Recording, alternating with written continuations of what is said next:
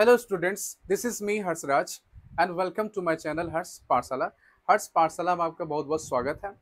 जैसा कि हम लोगों ने पहले वीडियो में पढ़ लिया है क्या कि सर्कुलेशन क्या होता है, सर्कुलेशन का टाइप्स क्या है, what are the kinds of circulation.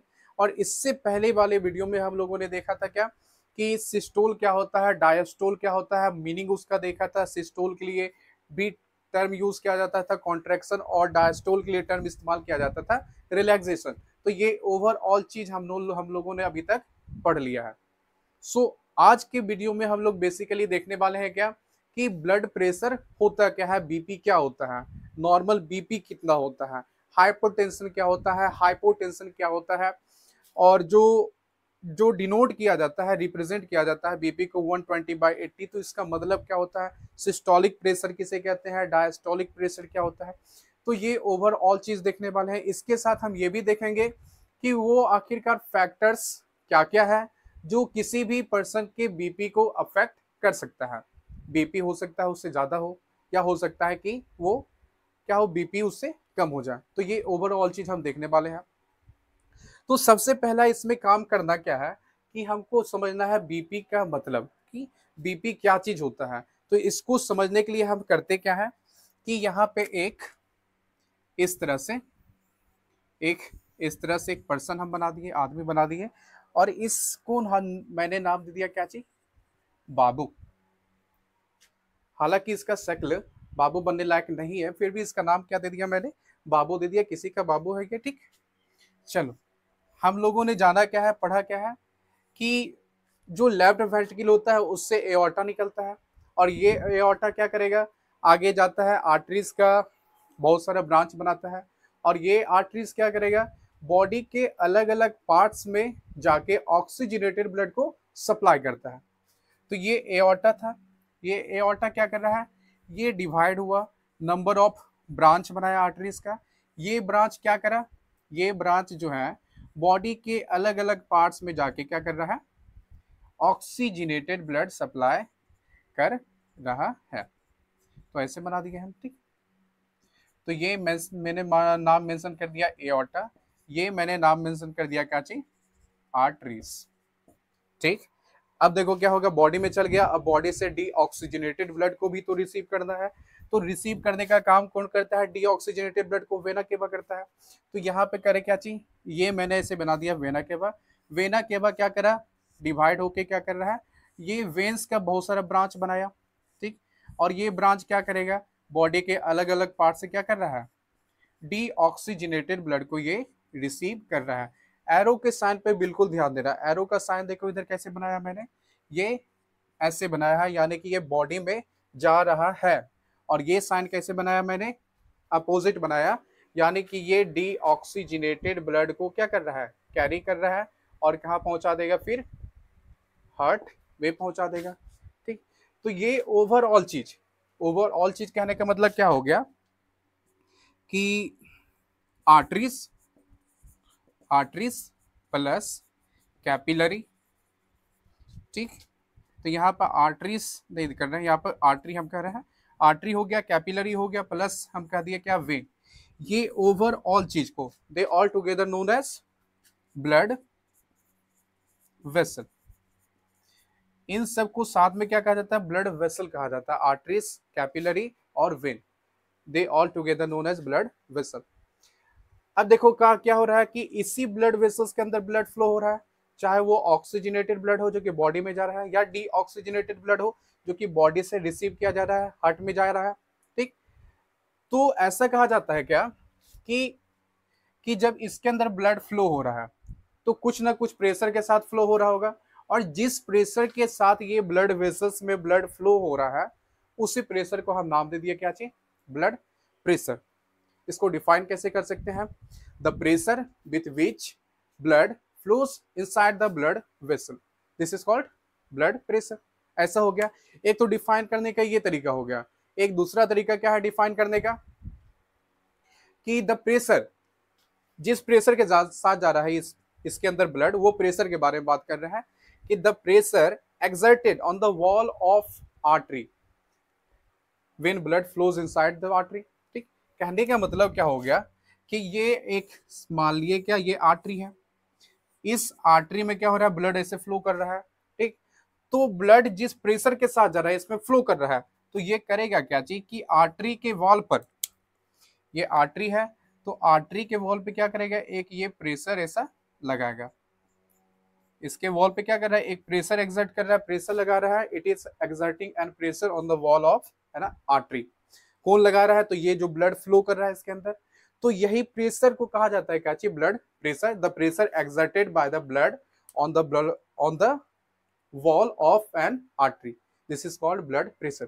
तो ये हमको सिंपल मीनिंग क्या पता चला कि ब्लड जिस प्रेशर के साथ आर्टरीज में फ्लो कर रहा है, देखो एक चीज हम यहाँ पे क्लियर कर दे कि या तो ब्लड प्रेशर जो लिखा जाता है वो सिंपल ब्लड वेसल्स में कह दिया जाएगा कि ब्लड वेसल्स के अंदर जिस प्रेशर के साथ फ्लो कर रहा है वो कहला गया ब्लड प्रेशर।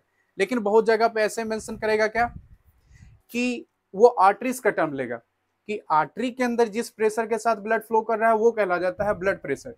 तो उससे तो दोनों चीज सही है, आर्टरीज भी कहे तो भी सही है, अगर ब्लड वेसल्स कहती है तो भी सही है।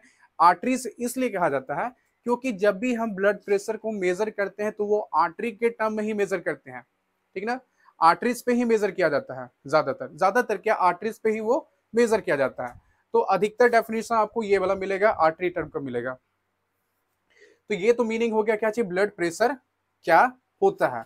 आप थोड़ा सा देख लेते हैं क्या चीज कि नॉर्मल ब्लड प्रेशर, किसी भी इंसान का नॉर्मल ब्लड प्रेशर कितना होता है, तो देख लेते हैं जरा कितना होता है नॉर्मल बीपी। तब तक आप कर सकते हो क्या, ये आप खुद सोचो कि कितना होता है, और अगर पता हो तो कमेंट में भी आप सब कर सकते हो। तो देखो नॉर्मल बीपी कितना होता है, ब्लड प्रेशर कितना होता है, ठीक। तो ये लिखा जाता है 120/80 mmHg, ठीक, 120/80 mmHg। mmHg का मतलब होता है मिलीमीटर मर्क्यूरी, क्योंकि जो भी बीपी मेजर किया जाता है उस इंस्ट्रूमेंट में, ठीक, उस इंस्ट्रूमेंट में मर्क्यूरी का इस्तेमाल किया जाता है, इसलिए इसको मिलीमीटर मर्क्यूरी में मेजर किया जाता है। अब देखो पहले इससे जान लो क्या कि आखिर वो इंस्ट्रूमेंट कौन सा है जिससे हम बीपी को मेजर करते हैं, उसके बाद हम ये बता देते हैं इसके बारे में, ठीक है। तो देखो वो इंस्ट्रूमेंट का नाम क्या है, उसका नाम है स्फाइगमो मैनोमीटर। क्या नाम है, sphygmomanometer is an instrument which is used to measure blood pressure, ठीक। ये क्या कहला जाएगा, स्फाइगमो मैनोमीटर। तो ये तो बात हो गया क्या चीज इस मशीन का, ठीक। अब आते हैं क्या चीज ये बीपी के बारे में, कि ये जो हम डेटा दिखा रहे हैं 120/80, ये आखिरकार शो क्या करता है। अब देखो ये एक फ्रैक्शनल वैल्यू है 120/80, तो ये हो गया न्यूमरेटर और नीचे का क्या हो गया, ये हो गया डिनोमिनेटर, ठीक। अब देखो ये जो ऊपर का पार्ट है ये वाला 120, इसको कहा जाता है क्या, हायर लिमिट, और नीचे वाला जो रहेगा इसको कहा जाता है क्या, लोअर लिमिट। तो ऐसे भी रख सकते हो, ये सिंपल टर्म हो गया। अब देखो जो 120 है, ठीक, इसको कहा जाता है क्या, 120 जो है ये रिप्रेजेंट करता है, यहाँ पे लिख देते हैं नीचे सो डेट की थोड़ा सही रहेगा। 120 जो है ये रिप्रेजेंट करता है सिस्टोलिक प्रेशर को, और जो 80 है ये रिप्रेजेंट करता है किसको, डायस्टोलिक प्रेशर को, ठीक ना। तो ये हायर लिमिट रिप्रेजेंट कर रहा है सिस्टोलिक प्रेशर को, और जो लोअर लिमिट था 80 ये रिप्रेजेंट कर रहा है किसको, डायस्टोलिक प्रेशर को। अब हमको ये जानना है कि भाई ये सिस्टोलिक प्रेशर क्या होता है, डायस्टोलिक प्रेशर क्या होता है। अगर आप लोगों ने इससे पहले वाला वीडियो देखा होगा जिसमें मैंने सिस्टोल और डायस्टोल के बारे में बताया है, तो अगर वो देखा होगा तो आपको ये जो है ये बिल्कुल पता चल जाएगा, पूरा इसका जो फंडा है वो बिल्कुल क्लियर हो जाएगा आपका। देखो सिस्टोल का मतलब क्या होता है, यहाँ पर मैं लिख देता हूं क्या कि जो सिस्टोल है, एस फॉर सिस्टोल, सिस्टोल का मतलब होता है क्या, कॉन्ट्रैक्शन, ठीक। और दूसरा जो मैंने लिखा है डी फॉर डायस्टोल, इसका मतलब क्या होता है, रिलैक्सेशन, सिस्टोल कॉन्ट्रैक्शन और डायस्टोल रिलैक्सेशन। कॉन्ट्रैक्शन का मतलब क्या हो गया, दबना। अगर बलून है मेरे पास, अगर उस बलून को हम क्या करें, ऐसे दबा दिए, उसमें एयर भरा हुआ है, उसको हम दबा दिए, तो उसका जो दबना हो गया, जो उसका सिकुड़ना हो गया, दैट इज कॉल्ड कॉन्ट्रैक्शन और सिस्टोल। और रिलैक्सेशन, रिलैक्सेशन का मतलब जब वो नॉर्मल हो गया तो वो हो गया क्या, उसका रिलैक्सेशन। यानी हार्ट के टर्म में देखते हैं क्या होगा, अगर हार्ट क्या होता है, शायद अगर ऊपर आपको एक स्क्रीन पे वीडियो दिखाई दे रहा होगा जिसमें हार्ट क्या हो रहा होगा, इस तरह से ये कॉन्ट्रैक्ट हो रहा होगा, तो जो अंदर दबा वो क्या हो गया, उसका कॉन्ट्रैक्शन हो गया, यानी कि सिस्टोल हो गया। और जो नीचे वो फिर वो क्या फैला जब, तो वो क्या हो गया, उसका रिलैक्सेशन हो गया, that is called diastole. Contraction जब भी होगा तो ब्लड को पंप करता है, जब भी रिलैक्स्ड होगा तो वो क्या करेगा, ब्लड को रिसीव करेगा। अब देखो कि बॉडी में ब्लड कहां से जाता है अल्टीमेटली, जो बॉडी में ब्लड सप्लाई होता है वो अल्टीमेटली सप्लाई होता है कहां से, इस वेंट्रिकल से, लेफ्ट वेंट्रिकल से। लेफ्ट वेंट्रिकल जब कॉन्ट्रैक्ट करेगा, ऐसे अंदर की तरफ दबता है, तो ये क्या करेगा, यहाँ जितना भी ऑक्सीजनेटेड ब्लड रहेगा उसको एक प्रेशर के साथ क्या करेगा, पंप करेगा बॉडी में। फिर से सुन लो क्या कहा मैंने, कि ये है लेफ्ट वेंट्रिकल, ये है लेफ्ट वेंट्रिकल, ठीक ना। ये लेफ्ट वेंट्रिकल जब क्या हुआ, कॉन्ट्रैक्शन फेज में आया, जब ये कॉन्ट्रैक्ट करा, जब ये दबा ऐसे, तो जैसे ही ये दबा तो ये क्या करेगा, इसके अंदर जितना भी ऑक्सीजनेटेड ब्लड रहेगा उस ब्लड को एक प्रेशर के साथ आगे की तरफ वो बॉडी में पंप करेगा। जैसे कि अभी बाबू के केस में देखे थे, ठीक ना, उसको देखना, रिमाइंड करके देखना कि ऑटा बनाया था, ऑटा से आर्टरी बनाया था, फिर वो बॉडी में जा रहा था। तो ऑटा में कहां से जा रहा था, इससे जा रहा था, ये जब कॉन्ट्रैक्ट हुआ तो एक प्रेशर के साथ ऑटा में ब्लड को पंप कर दिया। तो जब ये कॉन्ट्रैक्ट करा और जिस प्रेशर के साथ वो ब्लड को पंप करा, वही प्रेशर कहला जाता है क्या चीज, सिस्टोलिक प्रेशर। देखो सिस्टोल का मतलब क्या होता है, कॉन्ट्रैक्शन होता है। और जब ये कॉन्ट्रैक्ट करा तो उस समय जिस प्रेशर के साथ ब्लड ऑटा में फ्लो करा, that is called systolic pressure. और ये सिस्टोलिक प्रेशर का वैल्यू कितना आता है स्पैग्मोमैनोमीटर में, तो ये वैल्यू आता है 120। ठीक, अब देखो डायस्टोलिक प्रेशर हमको समझना है। तो डायस्टोल का मतलब क्या हो गया, रिलैक्स्ड होना, यानी कि जो ऐसे दबा था हार्ट वो कॉन्ट्रैक्शन था, जिसमें हम देखे क्या चीज, कॉन्ट्रैक्शन, यानी कि कॉन्ट्रैक्शन ये था दबना, तो कॉन्ट्रैक्शन में मैंने देखा क्या चीज, सिस्टोलिक प्रेशर क्या होता है। ठीक, अब जब ये रिलैक्स्ड होगा, नॉर्मल जाएगा, इसमें ब्लड एंटर कर रहा है, तो जब ये नॉर्मल होगा तो उस समय जिस प्रेशर के साथ आर्टरी में ब्लड फ्लो करेगा, थोड़ा सा इसको जो है हम यहां से समझा देते हैं, ये इरेज करते हैं इसे।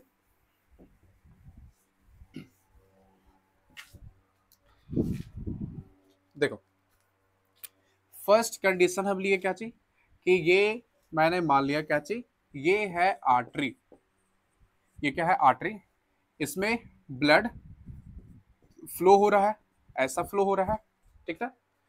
पहला कंडीशन क्या बोले, कि जब वेंट्रिकल, कौन सा वेंट्रिकल, लेफ्ट वेंट्रिकल, ये लेफ्ट वेंट्रिकल किस फेज में है, ये है कॉन्ट्रैक्शन में, किस फेज में है, ये है कॉन्ट्रैक्शन फेज में। ये जब दबा तो जिस प्रेशर के साथ क्या कर रहा है, एक प्रेशर के साथ ये क्या करेगा, ये पंप करेगा ब्लड को। ठीक, कॉन्ट्रैक्ट जैसे ही करा तो एक प्रेशर के साथ इसको पंप करा ब्लड को, तो जिस प्रेशर के साथ ये पंप करा वो प्रेशर कहला गया क्या चीज, सिस्टोलिक प्रेशर। सेकंड क्या, सेकंड यहां से दिखा देते, इसको इरेज जरा करना पड़ेगा। एक सेकंड हम लेते क्या, ये है एक और आर्टरी, ये भी आर्टरी है, ठीक, तो सेपरेट कर दिए। आर्टरी में क्या हो रहा है, ब्लड फ्लो हो रहा है, ठीक। बात ले रहे हैं किसका, लेफ्ट वेंट्रिकल का ही ले रहे हैं हम, ठीक ना। अब देखो क्या हो रहा है, पहला कंडीशन हमने क्या देखा था, कि कॉन्ट्रैक्ट जब करा था तो किस प्रेशर के साथ ये ब्लड को पंप करा था, वो देख लिए, वो कहला गया था सिस्टोलिक प्रेशर। और जब ये रिलैक्स्ड होगा, जब ये क्या होगा, नॉर्मल होगा, तो उस समय जब ये रिलैक्स्ड है, उस समय जिस प्रेशर के साथ इसमें ब्लड फ्लो कर रहा होगा ऑर्टा में या इसके आर्टरीज में, वो प्रेशर कहला जाएगा क्या, डायस्टोलिक प्रेशर। तो यहां पे लिखते हैं क्या चीज, लेफ्ट वेंट्रिकल किस फेज में होगा, तो ये हो गया क्या, रिलैक्सेशन फेज में होगा। ठीक, अगर वेंट्रिकल कॉन्ट्रैक्शन फेज में था तो जिस प्रेशर के साथ वो आर्टरी में ब्लड को पंप करा वो प्रेशर कहला गया ब्लड, वो कहला गया प्रेशर, कौन सा प्रेशर, सिस्टोलिक प्रेशर। तो ये हो गया फर्स्ट का, सिस्टोलिक प्रेशर कहला गया। जब लेफ्ट वेंट्रिकल रिलैक्सेशन फेज में था, नॉर्मल था, तो उस समय जिस प्रेशर के साथ आर्टरी में या ऑर्टा में ब्लड फ्लो कर रहा था वो प्रेशर क्या कहला जाएगा, वो कहला जाएगा डायस्टोलिक प्रेशर। तो ये सिंपल था कि सिस्टोलिक प्रेशर डायस्टोलिक प्रेशर क्या होता है। तो जो इसका हायर लिमिट था, हायर लिमिट 120/80, ये हायर लिमिट, और ये इसका क्या था, लोअर लिमिट। तो हायर लिमिट सिस्टोलिक प्रेशर को शो करा, ये शो करा किसको, सिस्टोलिक प्रेशर को, और ये शो करा किसको, डायस्टोलिक प्रेशर को। तो सिस्टोलिक प्रेशर जब ये सिस्टोल में था, कॉन्ट्रैक्शन में था, जिस प्रेशर के साथ पंप करा वो कहला गया सिस्टोलिक प्रेशर। जब ये रिलैक्सेशन फेज में था तो जिस प्रेशर के साथ आर्टरीज में ब्लड फ्लो हो रहा था वो कहला गया डीपी, यानी कि डायस्टोलिक प्रेशर। तो ये आपको मेजरमेंट याद रखना है। एक अगर क्वेश्चन आपसे पूछे क्या कि जो ब्लड प्रेशर होता है उसको हम किस टर्म में मेजर करते हैं, तो किस टर्म में मेजर करते हैं, तो इसका होगा आंसर क्या, mmHg। तो ऐसे याद रखना, मिलीमीटर मर्क्यूरी, ठीक ना। तो ये तो हो गया क्या चीज, ब्लड प्रेशर क्या होता है, ये सिस्टोलिक प्रेशर क्या होता है, डायस्टोलिक प्रेशर क्या होता है, इतना पता चल गया आपको। इंस्ट्रूमेंट का आपको नाम पता चल गया कि स्फैग्मोमैनोमीटर जो है वो एक इंस्ट्रूमेंट है जो क्या करता है, बीपी को मेजर करने में काम आता है। चलो एक अब देख लेते हैं क्या कि आखिरकार वो फैक्टर्स कौन कौन सा है जो क्या करेगा कि बीपी को अफेक्ट कर सकता है। अब देखो, एक नॉर्मल अगर बीपी हम बोलते हैं किसी पर्सन का तो वो लिया जाता है 120। तो 120/80 जो लिया जा रहा है ये वैल्यू या ये डेटा, ये बुक का है। लेकिन जब आप वाकई में जब MBBS करते हो या डॉक्टरी लाइन में आप जाते हो तो ये वैल्यू एग्जैक्ट इतना ही नहीं रहता है। ये वैल्यू क्या होगा, ये वैरी वहां से करेगा। अगर आप एक डॉक्टर से इस वैल्यू को, इस डेटा को मैच कराओगे, ठीक ना, तो ये वैल्यू क्या होगा, थोड़ा सा डिफर कर जाएगा। वहां का कुछ और वैल्यू होता है, डेटा होता है। मतलब कहने के ये हो गया कि डॉक्टरी लाइन का कुछ और डेटा रहेगा और जो किताबी भाषा है, जो किताब में मेंशन किया गया है वो कुछ और रहता है। लेकिन फिर भी जो नॉर्मल कंडीशन हम लेते हैं या नॉर्मल या एवरेज बीपी लेते हैं तो वो 120/80 ही लेते हैं। ठीक, जरा देख लेते हैं वो फैक्टर कौन कौन सा था।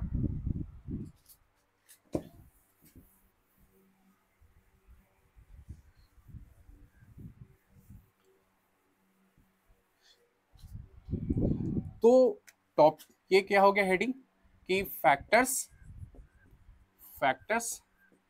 अफेक्टिंग ब्लड प्रेशर, कि वो फैक्टर कौन कौन सा है जो ब्लड प्रेशर को अफेक्ट करता है। तो देखो वो फैक्टर क्या हो गया, पहला फैक्टर हो गया क्या चीज, एक्साइटमेंट। कि एक्साइटमेंट, अगर आदमी एक्साइटेड हो जाता है, कुछ ऐसा कंडीशन आ गया, ठीक ना, या कुछ ऐसा सिचुएशन आ गया जहां पे एक्साइटमेंट बहुत ज्यादा बढ़ जाता है। फॉर एग्जांपल लेके चाहिए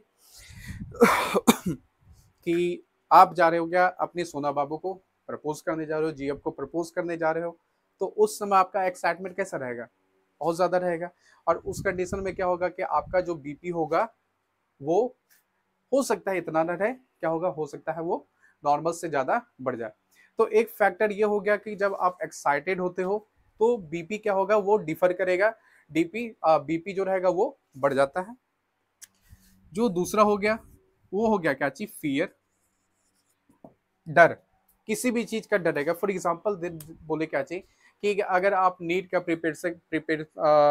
नीट की तैयारी कर रहे हो, प्रिपरेशन कर रहे हो, या किसी भी कॉम्पिटिटिव एग्जाम का आप प्रिपरेशन कर रहे हो, एग्जाम देने जा रहे हो, आप एग्जामिनेशन हॉल में बैठे हुए, तो उस समय जो आपका डर रहता है, जो आपका फियर रहेगा, उस डर या फियर के कारण क्या होता है कि जो हार्ट का बीट होता है, हार्ट बीट जो कि कितना होता है 70 to 72 टाइम्स पर मिनट होता है, नॉर्मल या एवरेज लिया जाता है इतना। तो हार्ट बीट क्या होता है, इससे काफी ज्यादा बढ़ जाता है, ठीक है। ऐसे कंडीशन में एक्चुअली होता क्या है कि ब्लड प्रेशर तो बढ़ेगा ही बढ़ेगा, आपका जो हार्ट बीट होता है नॉर्मल जो कि 70 से 72 के आसपास रहता है, ठीक, वो भी बढ़ जाता है। और इसके बढ़ने के कारण क्या होगा कि ये ब्लड को और काफी तेजी से पंप करेगा, और जितना तेजी से ये पंप करेगा, आ, आगे भेजता है, पंप करता है, तो आपका बीपी भी क्या हो जाता है, एक्सीड कर जाता है, बढ़ जाता है। तो ये फियर हो गया सेकंड फैक्टर। थर्ड फैक्टर क्या हो सकता है, डिप्रेशन, कि आप डिप्रेस्ड हो गया किसी चीज को, मान लिए कि आप एग्जाम दिए, एग्जाम में आपका नहीं हुआ, आपका जॉब नहीं लग रहा है, ठीक। एक एग्जांपल फिर ले लो कि आपकी कोई सोना बाबू नहीं है भाई, इसका भी, इसके चलते भी आप डिप्रेस्ड रहते हो, ठीक है।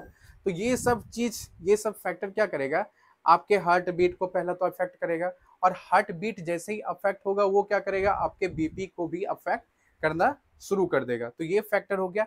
एक फैक्टर देखो और है क्या, कि हम किस तरह का खाना खाते हैं, ठीक ना, यानी कि हमारा जो फूड हैबिट है, खाने का जो आदत है, किस तरह का हम फूड कंज्यूम करते हैं, ये भी डिसाइड करेगा कि ब्लड प्रेशर कैसा होगा। तो एक थर्ड फैक्टर क्या हो जाएगा, habit of, habit of food. For example हम बता दें क्या, फॉर एग्जाम्पल बता देते हैं क्या, हैबिट ऑफ फूड कहने का मतलब क्या हो गया, कि आज का जो जनरेशन है, ठीक, आज का जो जनरेशन है खास करके बोल रहा है, ये ज्यादातर करेगा क्या चीज, ये कंज्यूम करता है जो मार्केट वाला चीज रहता है, जो जंक फूड रहता है वो ज्यादा करता है। और जंक फूड में क्या होता है कि भर भर के वहां पे फैट रहेगा, ऑयल रहेगा, और जितना भी आप फैट वाले सामान खाओगे या ऑयली खाओगे फूड, वो क्या करेगा, आपके बॉडी में कोलेस्ट्रॉल का लेवल बढ़ा देता है। अब देखो यहाँ से एक हम फैक्ट बताते हैं, एक चीज बताते हैं, इसको हेडिंग को इरेज कर दिए, ठीक। एक ये फैक्ट आप सब याद रखना कि ये है क्या चीज, एक आर्टरी है, ठीक। ये मैंने एक आर्टरी ऐसे बना दिया, इसके अंदर क्या हो रहा है, ऐसा ब्लड फ्लो हो रहा है, ठीक है। आप जब भी खाओगे क्या होगा, जब भी खाते हो क्या, फैट का सामान खाते हो, या ऑयली फूड खा रहे हो, जंक फूड खा रहे हो जिसमें भर भर के फैट है, ठीक, लिपिड है, वो क्या होगा कि एब्जॉर्प्शन के बाद बॉडी में गया, डाइजेशन उसका हुआ, एब्जॉर्प्शन हुआ, ब्लड में गया, वहां वो बदलेगा किसमें, वो कोलेस्ट्रॉल में बदल गया, ठीक। तो ये कोलेस्ट्रॉल क्या होगा कि आप, अब जैसे देखो एक चीज बता देते हैं क्या, कि जैसे फॉर एग्जांपल थोड़ा सा बता दें आपको, तो जैसे कि अगर आप ये देख पा रहे हो, ठीक है, एक कैलेंडर है ये वाला, तो ये अगर देख पा रहे हो तो यहाँ पर देखोगे क्या कि इसके बीच में एक हॉलो स्ट्रक्चर है, ये क्या अंदर से पूरा खोखला है, खाली है। तो आर्टरीज भी क्या होगा, इसी तरह से रहेगा, अंदर से पूरा का पूरा वो खोखला रहता है, ट्यूब की तरह रहता है। और ये जो इसका स्पेस रहेगा, अंदर का खाली जगह जो है, इसको कहा जाता है बायो टर्म में क्या, इसका बायोलॉजिकल टर्म हम यूज करते हैं क्या, ल्यूमेन, LUMEN, ल्यूमेन। ये अंदर से खोखला है, ठीक, उस स्पेस को ये, या उस खाली जगह को हमने क्या कह दिया, ल्यूमेन कह दिया। और इस ल्यूमेन में क्या हो रहा है कि ब्लड फ्लो हो रहा है, ब्लड इसमें बह रहा है। अब जब भी हम जो जंक फूड खा रहे थे, फैट खा रहे थे, जो कोलेस्ट्रॉल में बदल गया है, ये कोलेस्ट्रॉल क्या होगा कि धीरे धीरे हमारे ब्लड वेसल्स में ऐसे जाके जमना शुरू हो जाता है। ये इसके ब्लड वेसल्स के वॉल से क्या होता है, ऐसा जुड़ना शुरू हो जाएगा, ठीक। और जितना ज्यादा हम ये ऐसा फूड कंज्यूम करेंगे, खाएंगे, ये क्या करेगा धीरे धीरे, और जो है आर्टरीज के वॉल पे धीरे धीरे जमना ऐसा शुरू हो जाएगा, ठीक। तो मैंने ऐसे कर दिया कि इतना ये क्या हो गया कि कोलेस्ट्रॉल जो है इतना ये जम गया।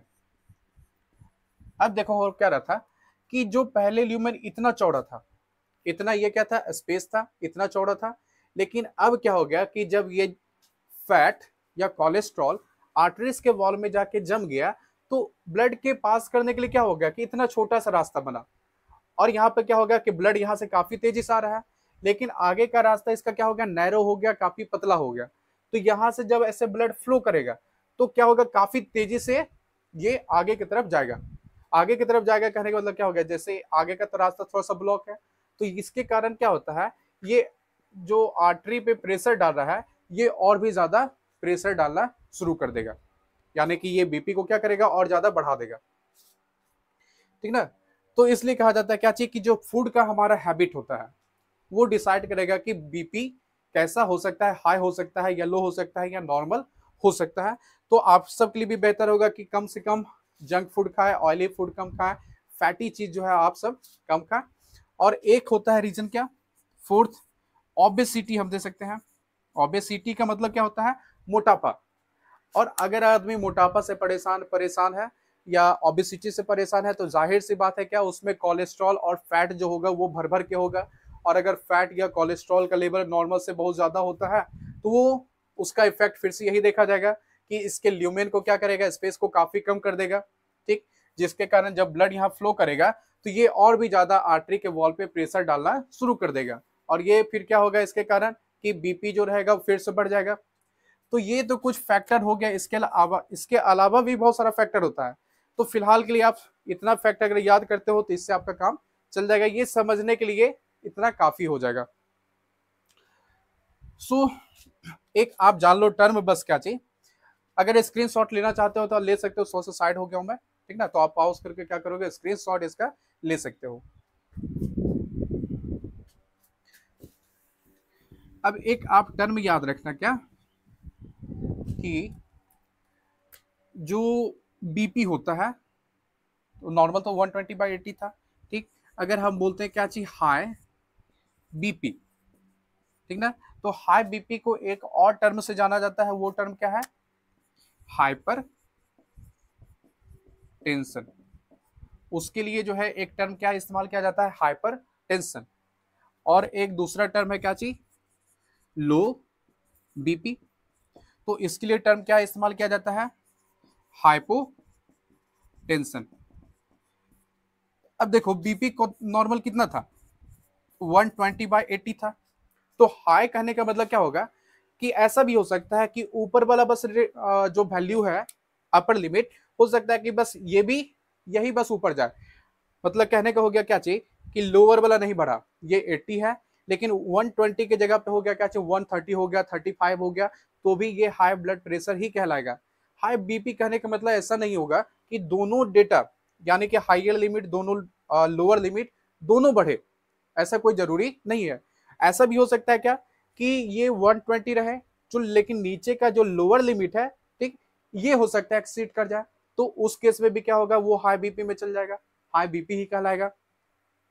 लो बीपी क्या होगा कि अगर ये चीज घट जाता है, हो सकता है ऊपर नॉर्मल हो और ये नीचे का क्या हो जाए, 80 से कम हो जाए, तो ये कंसीडर किया जाएगा लो बीपी में, ठीक। और ये अगर मान लेते हैं कि 80 का 80 है, ठीक, लेकिन ऊपर वाला क्या हो गया, 120 के जगह पे कम गया, ठीक ना। तो ये क्या हो जाएगा, ये बताया जाएगा क्या, ये लो बीपी में है। अब एक अगर मान लिए क्या कि दिया हुआ है क्या, फॉर एग्जांपल बताते हैं क्या, ऊपर है 110 और नीचे है 80। अब तो आप सोचोगे क्या चीज कि ये तो ऊपर वाला कम गया, लो बीपी में चला गया, लेकिन कुछ दिन पहले मैंने ही ये अपना बीपी चेक करवाया था, तो उसमें मेरा इतना आया था, 110/80 आया था। तो वहाँ डॉक्टर का क्या कहना था कि भाई ये जो बीपी है ये नॉर्मल है, कोई दिक्कत नहीं है। तो इसका कहने का मतलब ये हो गया कि जो हम किताबी भाषा पढ़ते हैं, जो किताब में मेंशन किया जाता है, ठीक, तो वो चीज, वो डेटा, और जो एक डॉक्टरी का डेटा रहता है, एक एमबीबीएस का जो पढ़ाई होता है उसका डेटा जो रहता है, उसमें थोड़ा सा वेरिएशन आ जाता है, डिफर वो कर सकता है, ठीक ना। तो ये आज का जो क्लास था, इसमें हम लोग जाने क्या चाहिए कि ब्लड प्रेशर क्या होता है, ब्लड प्रेशर को किस इंस्ट्रूमेंट के द्वारा मेजर किया जाता है, नॉर्मल बीपी कितना होता है, जो वैल्यू होता है अपर लिमिट जिसको सिस्टोलिक प्रेशर कहा जाता है, सिस्टोलिक प्रेशर 120 mmHg होता है, जो डायस्टोलिक प्रेशर होता है 1, वो होता है कितना, 80 mmHg, ठीक। सिस्टोलिक प्रेशर, डायस्टोलिक प्रेशर, हर एक चीज के बारे में आप लोगों ने इस वीडियो में जान लिया, ठीक। तो अगर आपको वीडियो अच्छा लगा हो तो प्लीज इसको लाइक करो, शेयर करो और सब्सक्राइब करना बिल्कुल भी मत भूलना। So till then, take care and keep studying. Thank you.